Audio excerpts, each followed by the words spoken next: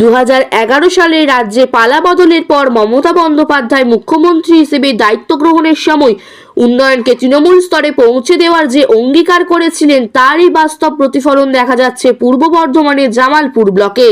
রাজ্য জুড়ে চলা পথশ্রী প্রকল্পের আওতায় একের পর এক গ্রামীণ সড়ক নির্মাণ হচ্ছে, যার সুফল পাচ্ছেন সাধারণ মানুষ।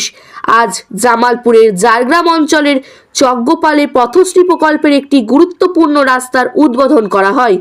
চকগোপাল পিচ রাস্তা থেকে পাত্রপাড়া হয়ে মাঝিপাড়া হয়ে চকগোপাল প্রাইমারি স্কুল পর্যন্ত প্রায় 1.9 কিলোমিটার দীর্ঘ এই রাস্তা নির্মিত হয়েছে। প্রকল্পটির আনুমানিক ব্যয় ধরা হয়েছে 1,20,67,000 টাকা। উদ্বোধনী অনুষ্ঠানে উপস্থিত ছিলেন জামালপুর ব্লক তৃণমূল সভাপতি তথা পঞ্চায়েত সমিতির পূর্ত কর্মাধ্যক্ষ মেহমুদ খান এবং পঞ্চায়েত সমিতির সভাপতি পূর্ণিমা মালিক সহ অন্যান্য নেতৃত্ববৃন্দ। মেহমুদ খান বলেন, মুখ্যমন্ত্রীর উদ্যোগে সারা রাজ্যে উন্নয়নের জোয়ার বইছে এবং গ্রামাঞ্চলেও একাধিক পথশ্রী রাস্তা তৈরি হচ্ছে, যা সাধারণ মানুষের যাতায়াত ব্যবস্থাকে আরও সহজ ও নিরাপদ করে তুলছে। চলুন ঘটনাটি বিস্তারিতভাবে দেখে নেওয়া যাক বাংলার আওয়াজ আরামবাগের পর্দায়।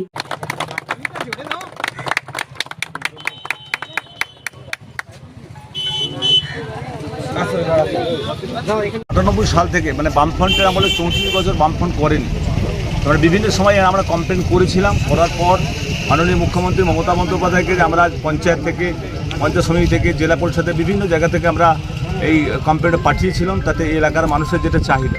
এবং জামালপুর ব্লকে বিভিন্ন প্রান্তে রাস্তাঘাটের কোনো নাই, তো কিছু কিছু রাস্তা এখনও আছে, যে রাস্তার মধ্যে এটাও পড়ে চকগোপালে। তো এই রাস্তাটা আজকে এলাকার মানুষ অত্যন্ত খুশি যে আজকে এই রাস্তাটা আমরা আজকে 1,64,000 টাকা 67,000 টাকা আজকে আমাদের অ্যালার্ট হলো। আজকে উদ্বোধন আমাদের এখানে হলো। আমাদের এখানে উপস্থিত আছেন পঞ্চায়েত সমিতির আমাদের সভাপতি পূর্ণিমা মালিক, আমাদের সহসভাপতি ভূতনাথ মালিক আছেন, জেলা পরিষদের আমাদের সদস্যা শোভা দে আছে, আমাদের নূরজাহান বিবি সাহান আমাদের প্রধান, উপপ্রধান আছে আমাদের বীরেন্দ্রনাথ সিং আছেন, আমাদের এই অঞ্চলের আমাদের সঞ্চালক এবং আমাদের আটপাড়া সমবায়ের আমাদের সম্পাদক এবং আলাউদ্দিন সাহেব আছেন, আমাদের সরোজ মান্না আছেন, আমাদের আটপাড়া সমবায়ের সভাপতি আছেন, পঞ্চায়েতের সদস্যা এবং এই এলাকার মানুষ এবং আমাদের ওয়াসিম সরকার আছে এবং সকলে গ্রামবাসীকে নিয়ে আজকে উদ্বোধন করা হলো।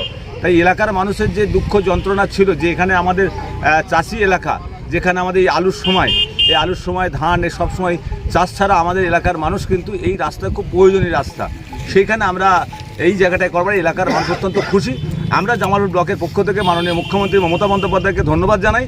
এরকম জামালপুর ব্লকে অজস্র রাস্তা, যে যেমন আমাদের দামোদরের বাঁধ একদম আমাদের আপনার সাজামনতলা থেকে শুরু করে একদম জামালপুর আমাদের জোরবাঁধ পর্যন্ত থেকে শুরু করে আমাদের ঝাড়গ্রাম থেকে শুরু করে আমাদের মোসগড়িয়া থেকে শুরু করে 13টা অঞ্চলে, মানে 13টা অঞ্চলে প্রত্যেকটা এলাকায় রাস্তাঘাট এবং উন্নয়নে বিভিন্ন সময় যে কথা মাননীয় মুখ্যমন্ত্রী মমতা বন্দ্যোপাধ্যায় কথা দেন, সে কথা রাখেন।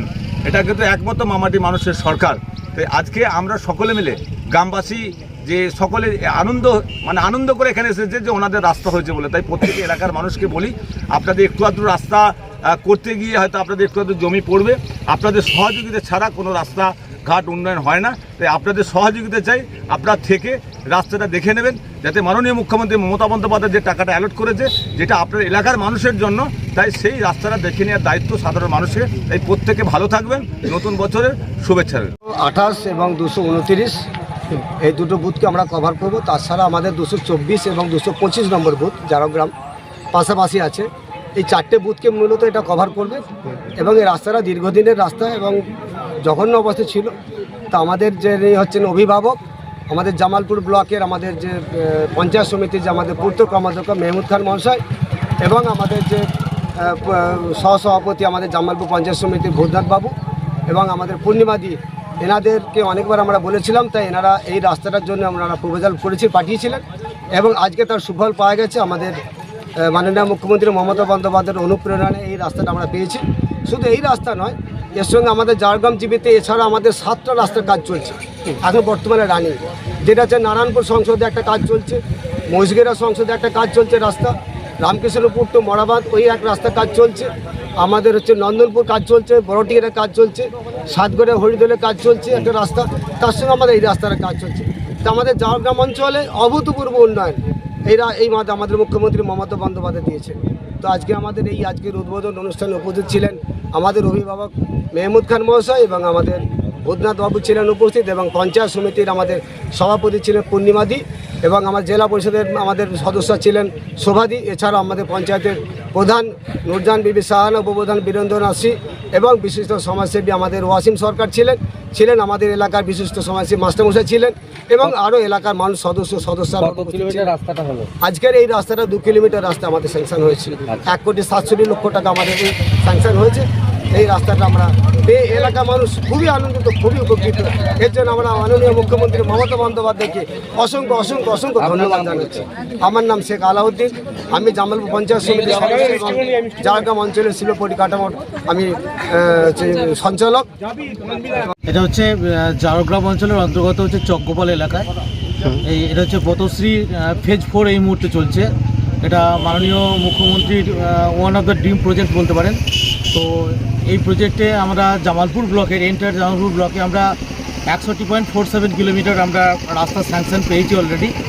তো এটা মোরলেস 2 কিলোমিটার রাস্তা এবং 1,20,67,000 টাকার এর অ্যালোটেড অ্যামাউন্ট, সেটা আমরা খুব তাড়াতাড়ি শুরু করব।